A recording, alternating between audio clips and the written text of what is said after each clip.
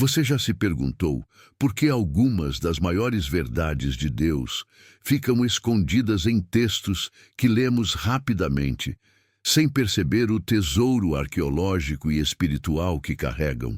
Hoje, vamos mergulhar em um dos salmos mais citados no Novo Testamento, um texto que Jesus mesmo usou para revelar quem ele era e que carrega segredos linguísticos e históricos que vão transformar completamente sua compreensão sobre rejeição, propósito e vitória.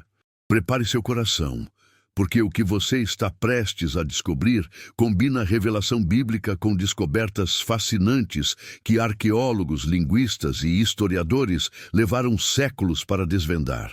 Vamos começar lendo o Salmo 118 completo e depois vamos dissecar cada verdade escondida nele. Louvai ao Senhor, porque Ele é bom, porque a sua benignidade dura para sempre. Diga agora, Israel, que a sua benignidade dura para sempre. Diga agora à casa de Arão que a sua benignidade dura para sempre. Digam agora os que temem ao Senhor que a sua benignidade dura para sempre. Invoquei ao Senhor na angústia. O Senhor me ouviu e me pôs em liberdade. O Senhor está comigo. Não temerei o que me pode fazer o homem. O Senhor está comigo entre os que me ajudam. Por isso verei cumprido o meu desejo sobre os que me odeiam. É melhor confiar no Senhor do que confiar no homem.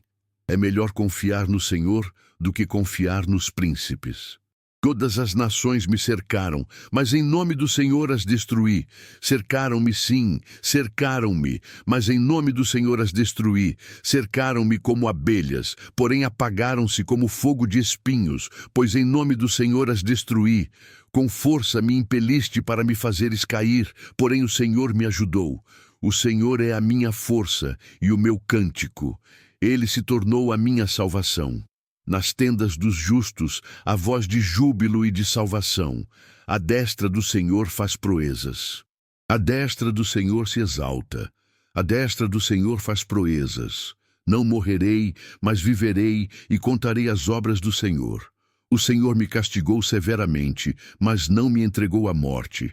Abri-me as portas da justiça, entrarei por elas e louvarei ao Senhor. Esta é a porta do Senhor, pela qual os justos entrarão. Louvar-te-ei porque me ouviste e te tornaste a minha salvação. A pedra que os edificadores rejeitaram, essa veio a ser a principal pedra angular. Isto foi feito pelo Senhor e é maravilhoso aos nossos olhos. Este é o dia que o Senhor fez. Regozijemo-nos e alegremo-nos nele. Salva-nos, ó Senhor, nós te pedimos, ó Senhor, nós te pedimos, prospera-nos. Bendito o que vem em nome do Senhor. Nós vos abençoamos desde a casa do Senhor. Deus é o Senhor que nos mostrou a luz. Atai a vítima da festa com cordas às pontas do altar. Tu és o meu Deus, e eu te louvarei. Tu és o meu Deus, e eu te exaltarei. Louvai ao Senhor, porque Ele é bom, porque a sua benignidade dura para sempre. Agora respire fundo, porque vamos viajar 3.000 anos no tempo para entender o que realmente aconteceu aqui. Arqueólogos e historiadores bíblicos concordam que este salmo foi composto durante o período do Segundo Templo, provavelmente após o retorno do exílio babilônico, entre os anos 500 e 400 a.C.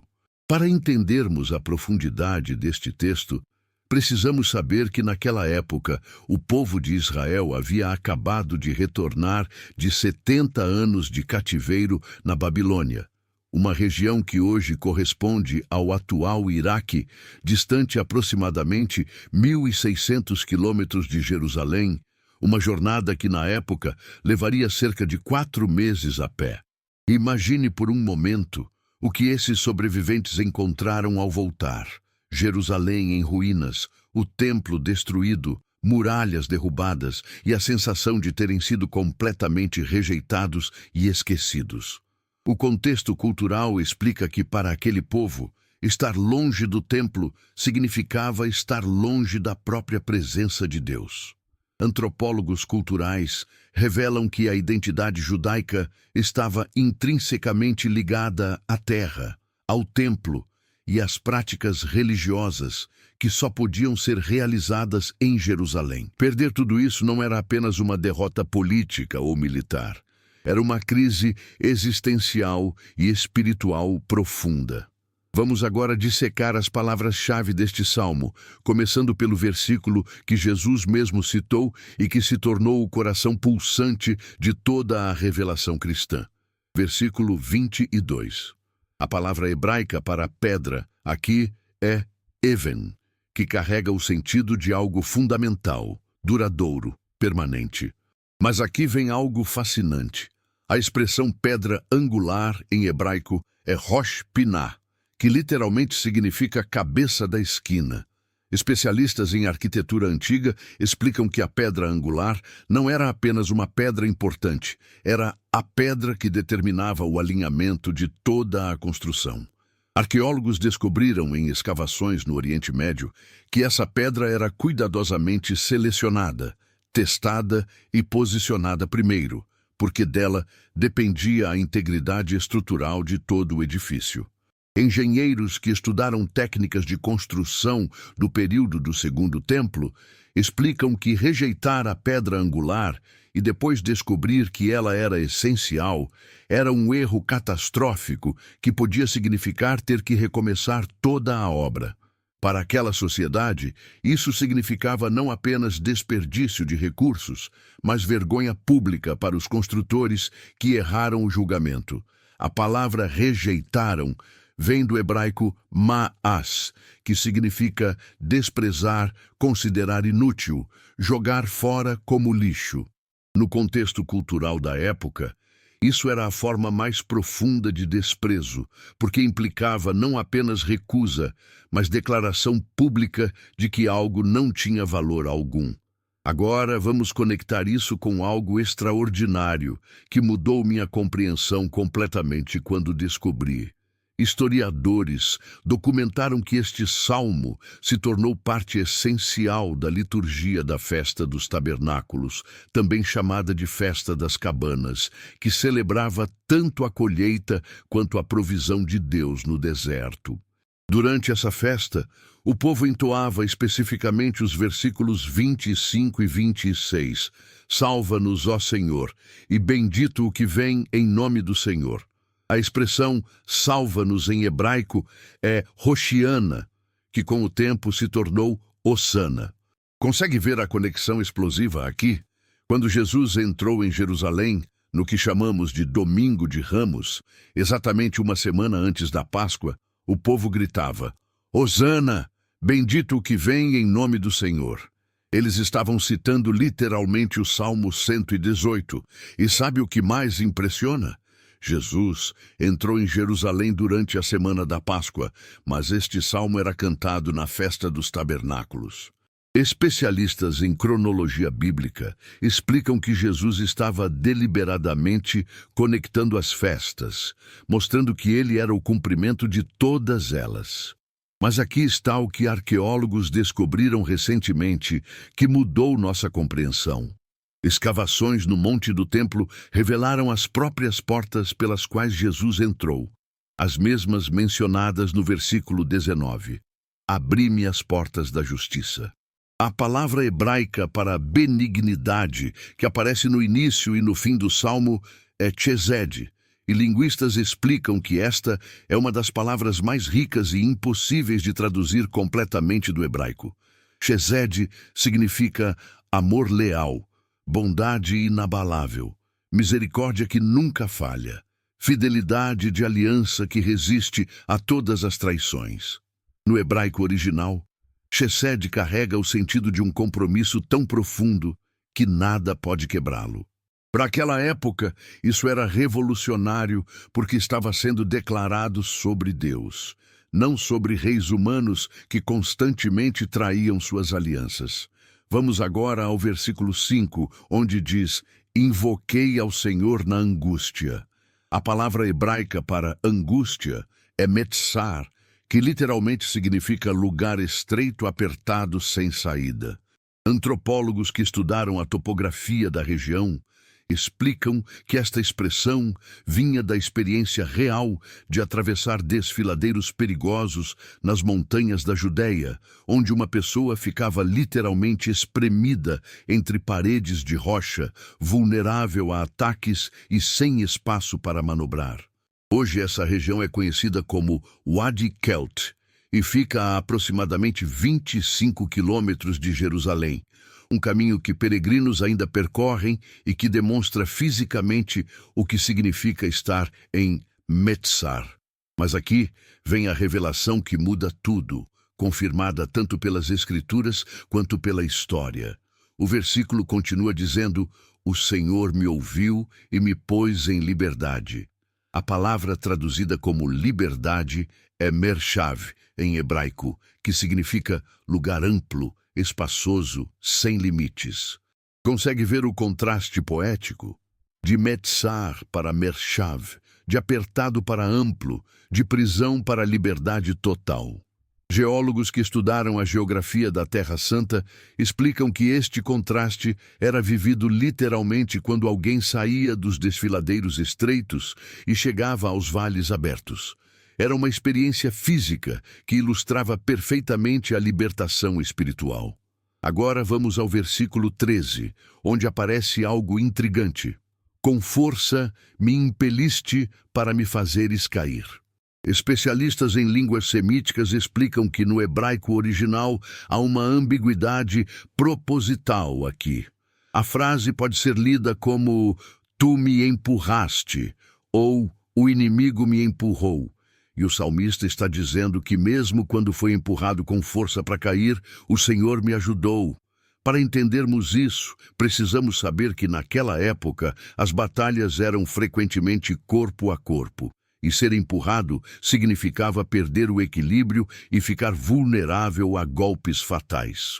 O contexto cultural explica que sobreviver a esse empurrão era considerado intervenção divina direta. Os versículos 15 e 16 falam repetidamente da destra do Senhor. A palavra destra, em hebraico, é Yamin, e antropólogos culturais revelam que na cultura antiga do Oriente Próximo, a mão direita simbolizava poder, autoridade, honra e força. Comparando com outras civilizações contemporâneas, vemos que reis sempre eram representados com o cetro na mão direita, e pactos eram selados com aperto de mão direita. Quando o Salmo diz que a destra do Senhor faz proezas, está declarando que o próprio poder executivo de Deus está em ação. Versículo 18 traz algo que precisa ser entendido profundamente. "O Senhor me castigou severamente, mas não me entregou à morte." A palavra hebraica para castigou é yassar, que vem da mesma raiz de musar, que significa disciplina, instrução, correção educativa. Especialistas em pedagogia antiga explicam que esta não era punição arbitrária, mas correção intencional de um pai que forma o caráter do filho. O exílio babilônico foi exatamente isso. 70 anos de correção divina que prepararam o povo para uma nova fase. Arqueólogos descobriram que durante o exílio, a comunidade judaica desenvolveu sinagogas, sistematizou o estudo da Torá e fortaleceu sua identidade de maneiras que não teriam acontecido sem aquele período doloroso. Agora chegamos ao coração explosivo do Salmo, versículo 22. "A pedra que os edificadores rejeitaram, essa veio a ser a principal pedra angular." Jesus citou esse versículo em Mateus, capítulo 21, Marcos, capítulo 12 e Lucas, capítulo 20, aplicando-o diretamente a si mesmo. Pedro citou em Atos, capítulo 4 e em sua primeira carta, capítulo 2. Paulo alude a isso em Efésios, capítulo 2. Este versículo se tornou a espinha dorsal da teologia cristã primitiva porque explicava perfeitamente o mistério da rejeição e exaltação de Cristo. Historiadores explicam que os líderes religiosos de Israel, os edificadores da nação, rejeitaram Jesus completamente, crucificaram-no, consideraram-no blasfemo, tentaram apagar sua memória. Mas aqui está o que mais impressiona. Tanto a verdade espiritual quanto as descobertas arqueológicas confirmam que 3 dias depois, através da ressurreição, aquela pedra rejeitada se tornou literalmente a pedra angular de uma construção totalmente nova chamada Igreja, que hoje abrange bilhões de pessoas em todos os continentes. O versículo 23 diz: "Isto foi feito pelo Senhor, e é maravilhoso aos nossos olhos." A palavra hebraica para maravilhoso é pele, que descreve algo tão extraordinário, tão além da compreensão humana, que só pode ser explicado como ato divino. No contexto cultural da época, pele era usado para descrever milagres inegáveis, eventos que desafiavam todas as explicações naturais. A ressurreição de Cristo é exatamente isso. O evento mais improvável, mais impossível e mais glorioso da história humana. Versículo 24 nos dá algo precioso. "Este é o dia que o Senhor fez, regozijemo-nos e alegremo-nos nele." Especialistas em liturgia judaica explicam que este versículo era cantado em todas as festas importantes, mas ganhou significado totalmente novo após a ressurreição.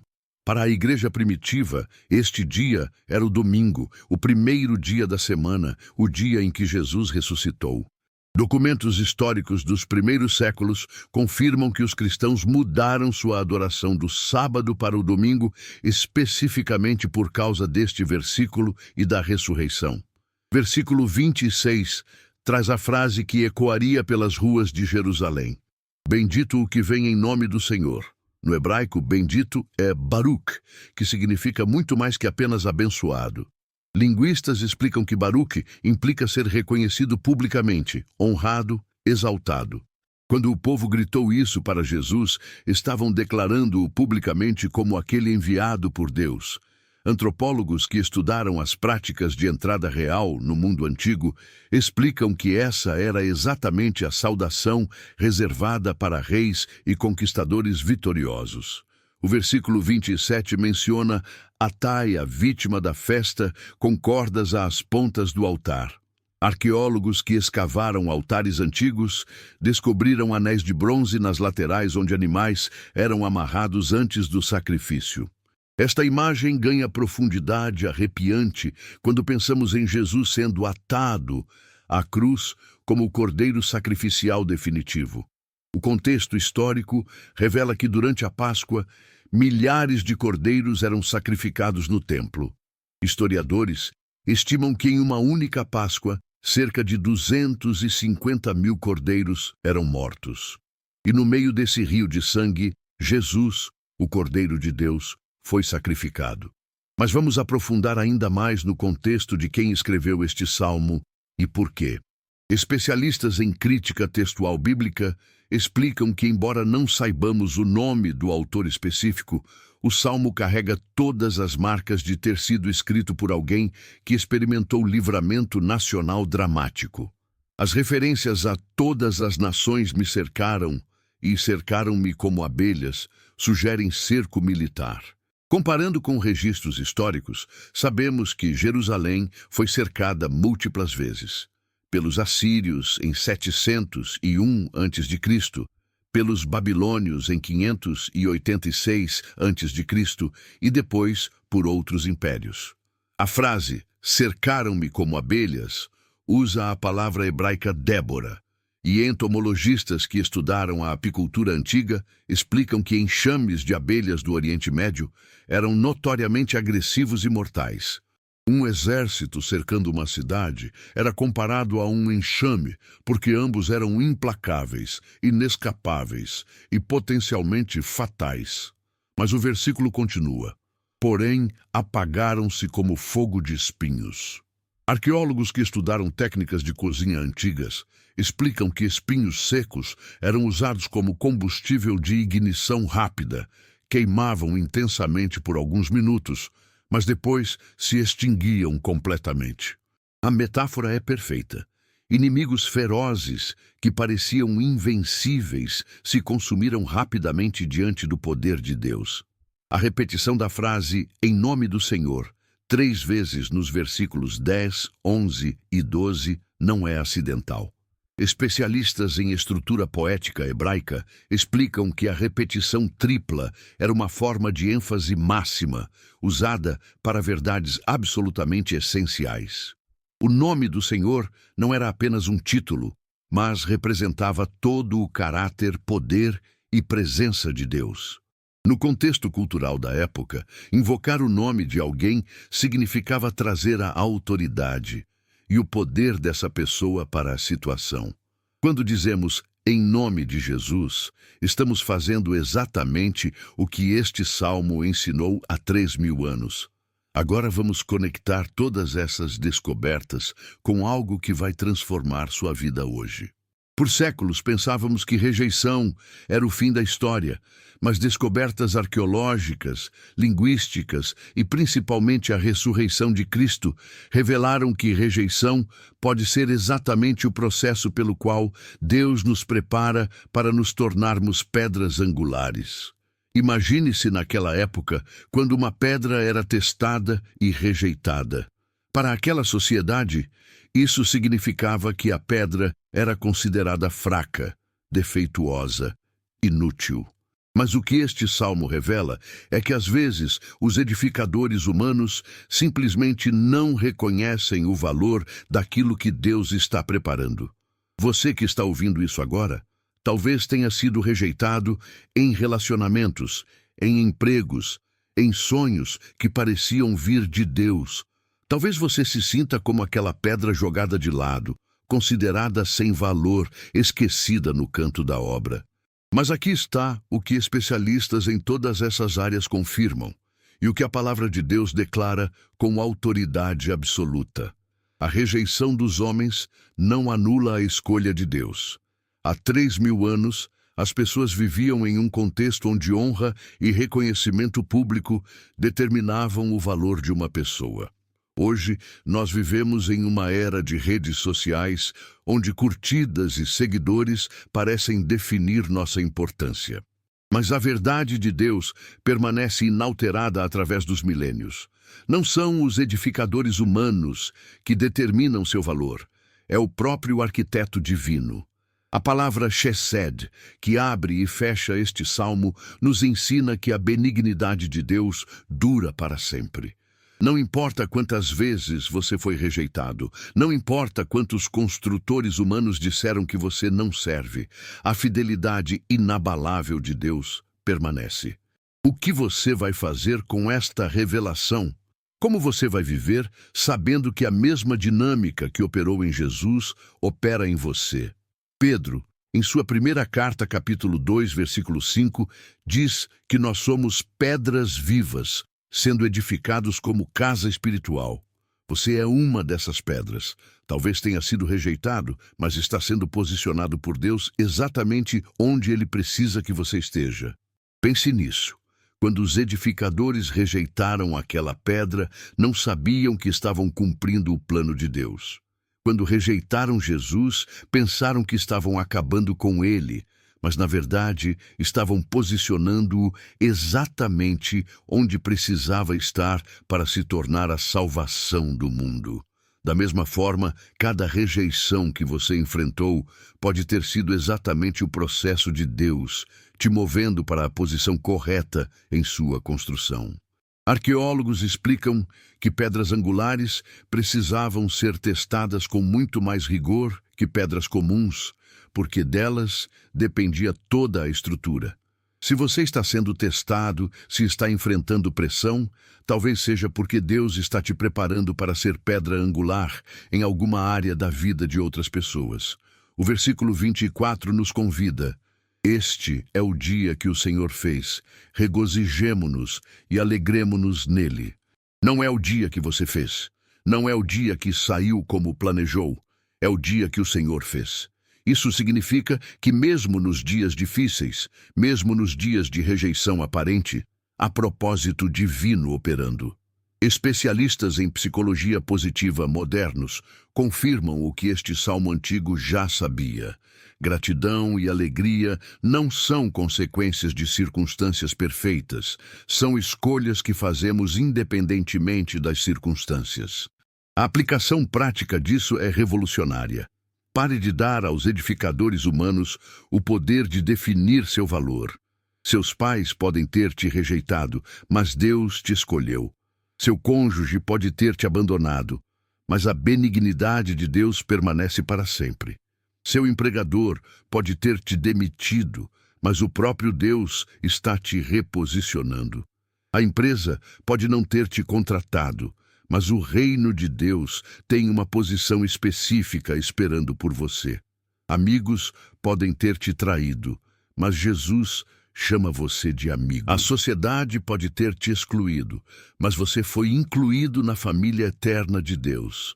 Recentes escavações arqueológicas no Monte do Templo revelaram camadas sobre camadas de construções destruídas e reconstruídas.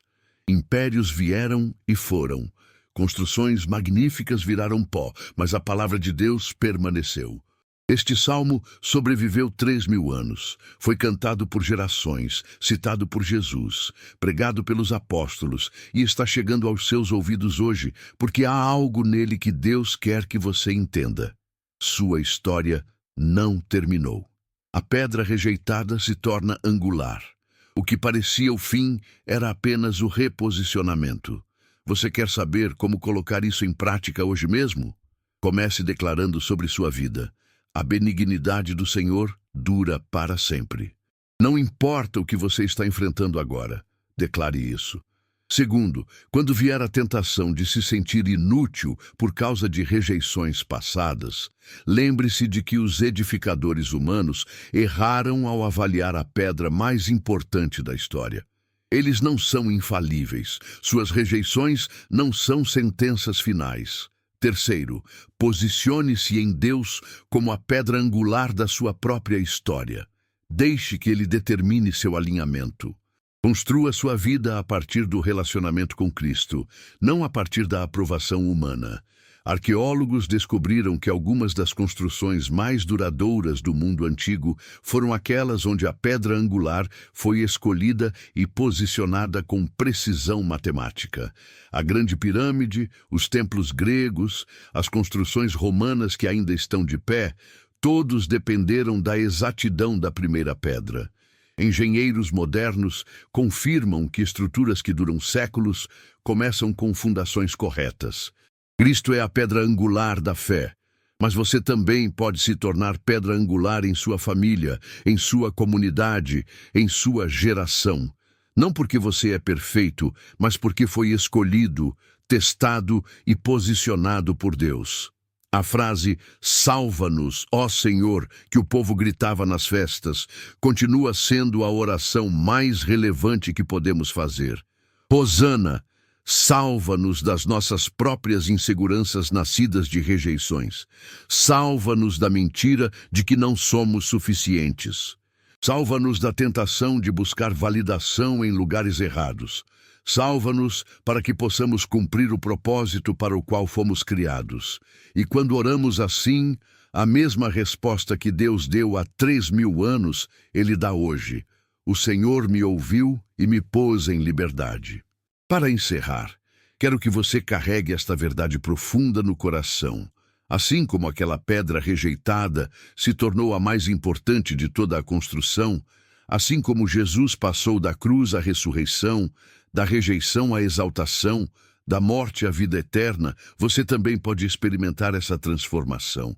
Não porque você é forte o suficiente, mas porque Deus é fiel o suficiente. Não porque você merece, mas porque a benignidade dele dura para sempre. Não porque você nunca vai ser rejeitado de novo, mas porque cada rejeição pode ser parte do processo divino de te posicionar exatamente onde você precisa estar. Se esta revelação histórica e espiritual tocou seu coração como tocou o meu quando descobri essas verdades que Deus preservou através dos séculos, compartilhe esta mensagem. Há alguém na sua vida que precisa ouvir que rejeição não é o fim da história. Há alguém que precisa saber que a pedra que foi jogada fora pode se tornar a mais importante. Há alguém esperando descobrir que 3.000 anos de história, arqueologia, linguística e principalmente a ressurreição de Cristo confirmam que Deus especializa-se em transformar pedras rejeitadas em pedras angulares. E agora, deixo com você esta mensagem final de paz e sabedoria em nome do Senhor Jesus. Para a glória de Deus Pai, que a graça do nosso Senhor Jesus Cristo, a pedra angular rejeitada e exaltada, esteja com você. Que você encontre paz não na ausência de rejeições, mas na presença constante daquele que te escolheu desde antes da fundação do mundo. Que sabedoria divina ilumine seus olhos para ver que cada aparente fim pode ser um novo começo orquestrado pelas mãos do arquiteto eterno. Que prosperidade genuína, aquela que vem de estar alinhado com o propósito de Deus, flua em cada área da sua vida. Que você nunca mais permita que edificadores humanos determinem seu valor, porque você foi avaliado, escolhido e posicionado pelo próprio Deus. E que quando olhar para trás, anos depois das rejeições que hoje doem, você possa dizer com convicção: isto foi feito pelo Senhor e é maravilhoso aos meus olhos. Em nome de Jesus, o Cristo ressurreto, a pedra angular viva, declaramos que a benignidade do Senhor permanece sobre você para sempre. Amém e amém.